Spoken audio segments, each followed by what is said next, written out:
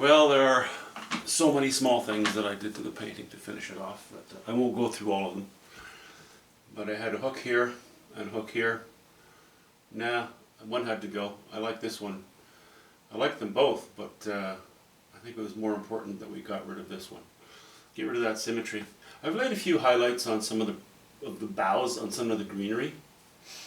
Laid a little bit of light from the bottom to the top of this rock. My daughter was here yesterday and she said, "Dad, that rock actually looks kind of flat, a little bit flat." So we raised the value here, kept it cool though, kept the colors cool, and then allowed it to go darker again where it meets the water. I've played with the water, broken it up. This was quite boring before. Now it's mixed up a little bit. A little more interest, a little bit of greenery down here. Got rid of this strong bar of blue that was across here, just softened it slightly. I think I put the sandy bit in there last time. I played very little bit with the background. I just want to keep the background simple. Tempted to put a few other lines in there and vary the colors a bit, but no, I don't want a distraction from the foreground. One of you had mentioned the possibility of visiting the idea of raising the value and warming the temperature of the colors on these rocks where they disappear behind this boulder. I'm happy with them, actually. I understand what you're saying, and it's a very, very applicable observation. However, and this is where the camera fails me and my studio lighting. It picks up so much light here. If I have the painting down like this, actually if I have the painting up high, this is blinding, and this becomes quite light. So in order to get the whole painting in here, I need to keep it away from my studio lighting, which is overhead lighting, and this suffers a little bit. So really it's an issue with seeing it through a camera, as opposed to standing in front of it face to face. I'm very happy with my lighting for painting, but for photography, it's not always the best. I wanted to keep these colors a little bit cool too. They're not cold. They look a little cooler because they're against this yellow ochre here. Now, these rocks seemed to pop more earlier. That's because I think, well, for one thing, as soon as this rock was very dark, as soon as I painted it, the difference in values between the very low value here and high value there was much greater, so that made these pop. I hadn't changed these, I changed this. Also, when I came down here with my light splashing across a bit of this grassy stuff, an earlier iteration of it was more green and much lower in value. So again, these rocks were standing out quite strongly, and now they've been pushed back. Not that I've done anything to them, as much as I have put higher values adjacent to them. But again, this is the area I want, when somebody's walking up to the painting, this is where I want it to pop, right in here.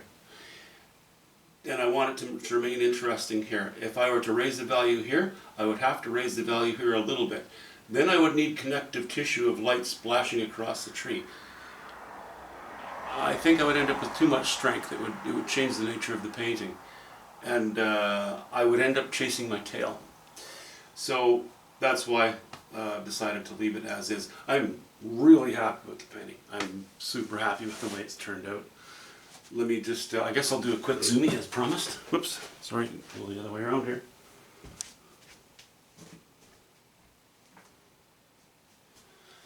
So that you can see the mess that it truly is when you get up close.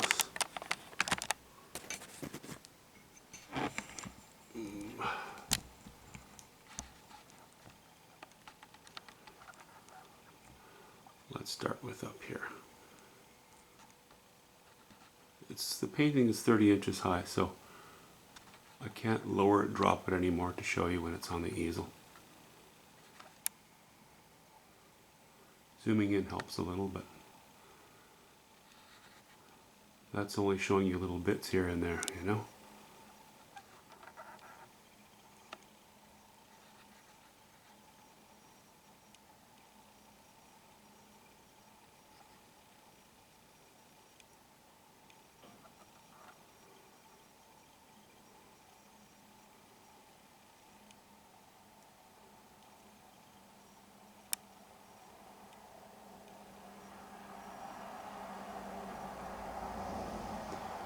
the primary and secondary tree shapes, and tertiary. Just the slightest indication of some close to the ground bush back there, or growing, before the hillside sort of thing. Just enough to give it variety, but not so much as to draw too much attention from it. And a bit of a sand pit there, or a gully, a bit of erosion coming down to the shoreline here. Down to these rocks, which get a little more disorganized on the edge there. That's fine. Suits me just fine. No worries. Little shot of straight burnt sienna and white there. Give it a little bit of a sparkle of color right in that little, what would you call that, a secondary focal area? Area of interest. I like that rock too. I'm glad that my daughter had commented on that. Just a little lighter towards the top, gradually going darker towards the bottom. Helps to give it a bit of shape, plays with the light a little bit. And you can see the water is much more interesting in this lower left-hand corner of the painting than it was before. And I thought it was beneficial just to put a hint of green in there. A little bit of foliage growing in the crack. Lichen, moss, whatever you want it to be.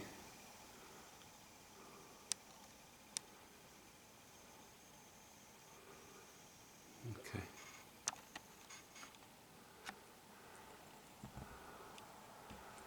That's it for that one.